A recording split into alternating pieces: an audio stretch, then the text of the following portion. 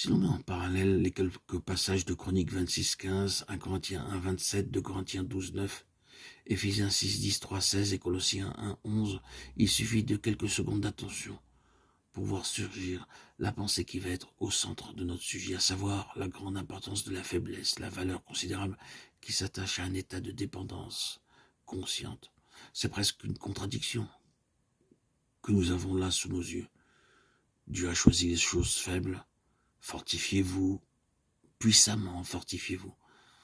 On peut toujours dans l'écriture opposer un texte à un autre texte et faire ainsi apparaître une contradiction.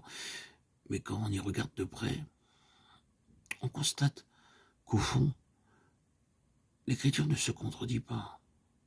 Soit dit en passant, nous serions bien inspirés, chacun de nous, de trancher cette question une fois pour toutes, pour notre propre compte. Les contradictions sont là extérieurement, mais elles ont une explication. Et c'est en profondeur qu'il faut la chercher. Quand on a trouvé la vraie signification des choses, on s'aperçoit que les textes qui paraissent contradictoires s'accordent en réalité à la perfection. Nous sommes justement ici en présence d'un de ces nombreux paradoxes.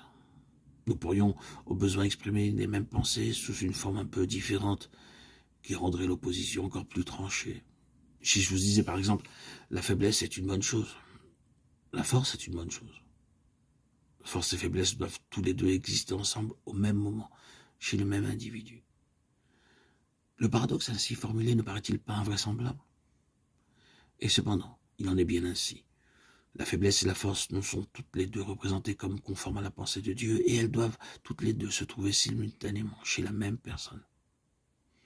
Oui, la faiblesse.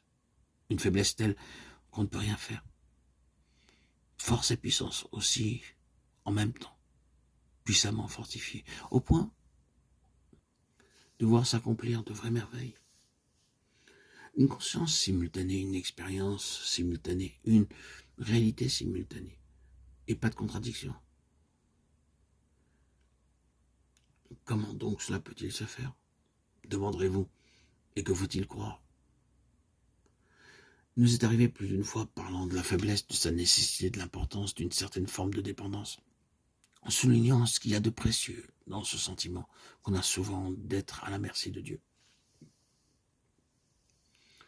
De nous voir tout aussi jeter à la face les versets de l'Écriture qui parlent de force. On en voulait à nos affirmations, on s'efforçait de démolir nos arguments et de réduire à néant ce que nous cherchons à mettre en lumière, tout simplement parce que les deux choses paraissent inconciliables. C'est triste à dire, mais c'est vrai, il y a des frères et des sœurs dans la foi qui se laissent complètement paralyser mentalement par ces contradictions apparentes de l'Écriture. Voyons donc les choses en face. Si le Seigneur attend vraiment des siens, comme nous le croyons, qui se trouvent en même temps dans deux états différents qui paraissent s'exclure l'un l'autre, reconnaissons qu'il y a là un problème et abordons-le de front. Nous en retirons tous un profit certain.